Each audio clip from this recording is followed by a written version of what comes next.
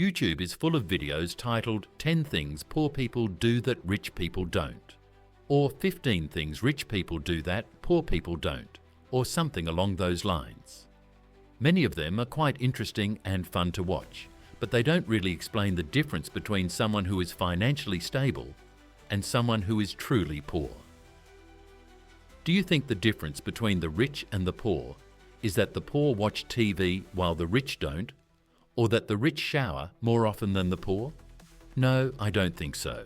If you suddenly start showering more often or watching less TV, you won't become rich, because the real difference lies in mindset and how you participate in the money game.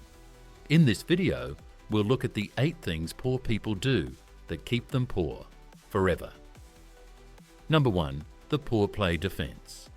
If you had to play a game strictly on defense, what are your chances of winning? Extremely low or non-existent, right?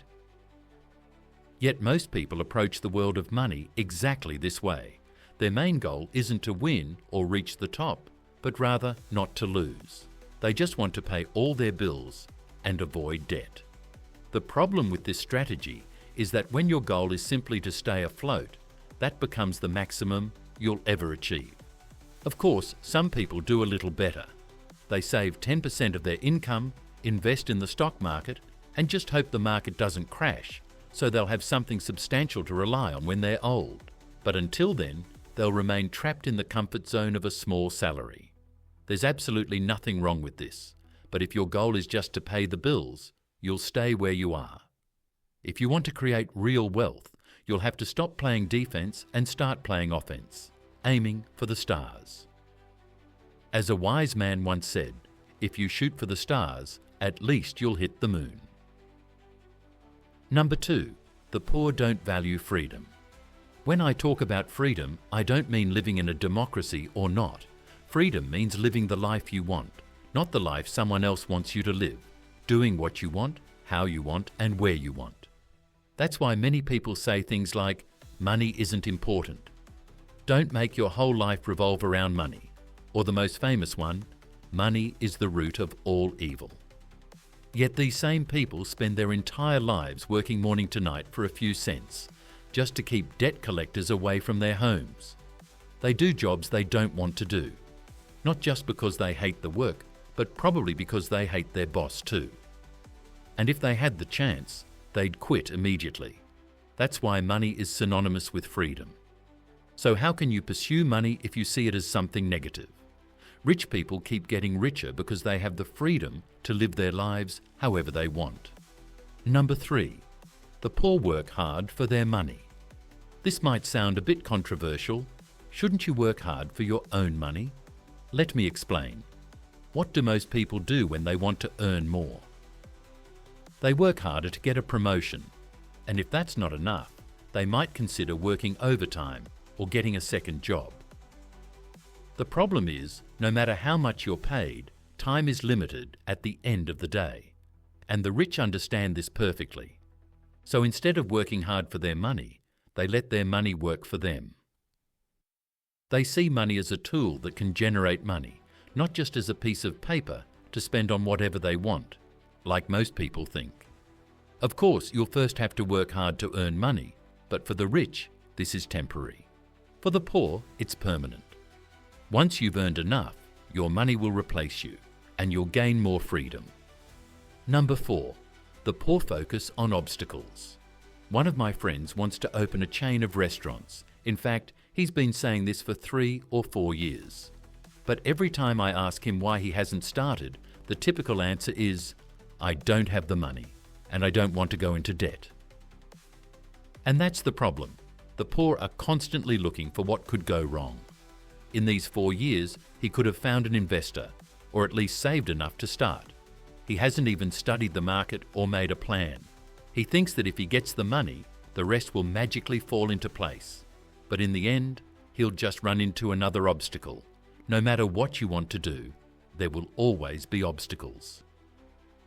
Millions of things can go wrong, and if you're like my friend, doing nothing but complaining about how hard it is, you're probably stuck in the same weak financial position. Some people take it to another level.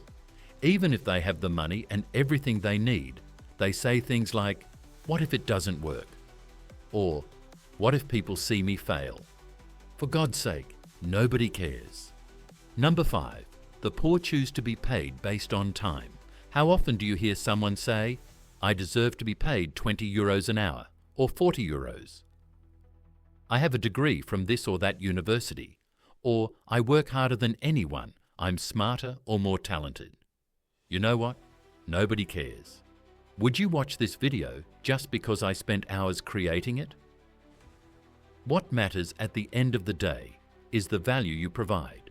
You might work harder than Jeff Bezos, but Bezos earns $4.5 million per hour, and you don't. Why? Because while you're complaining, his company is delivering value to millions of people worldwide.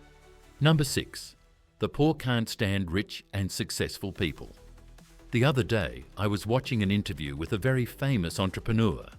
I scrolled down to read the comments, and many people were saying, "This isn't real success. This guy's a fraud. He shouldn't even be on this channel." It really shocked me. The guy worked hard to get where he is. Even if he inherited part of his wealth, he's probably far more disciplined than they are. Some people seem to have a moral obligation to hate the top 1% or certain wealthy groups and families. Here's a trick. Instead of hating them, why not join them? Number 7, the poor think they know everything. This is the most ridiculous thing. What do people do when they have financial problems? They complain, and there are billions of things they can blame, from politicians running the country to their own boss. But if you tell them to pick up a book and learn the basics of money management, they'll say, "This is my money. I know how to take care of it." Well, if you've got it all figured out, why are you still broke? Then they'll come up with more excuses. And it's not just about money, it's about everything else. Haven't you noticed that when people argue, they try to prove they're right, even when they're not, instead of trying to learn? To be honest, I had this mindset as a teenager. I was pretty stubborn. But then I realized that if I kept it up, I'd never grow. I stopped acting like I knew everything and started paying attention to my cash flow and how I could increase it. Number 8, the poor mismanage their money. Knowing how to handle money isn't something you're born with. You have to learn it. Just because you earn money doesn't mean you know how to manage it. People think that if they start managing their money, it'll limit their freedom. They don't want to stick to a budget or think carefully before buying something. They don't want to, because they finally got their paycheck and they want to enjoy it. But the truth is, if you can't manage your own money, you'll never achieve financial independence. That short-term, meaningless satisfaction isn't real freedom. Second, people think you need to earn a lot of money to manage it. Believe me, it's much harder than you think. If you can't even handle your salary properly, do you really think you could handle much more? At this point, you've probably realized that what truly makes people poor is a poor mindset, and not having money is just a consequence of that mindset. The good news is you can change your mindset.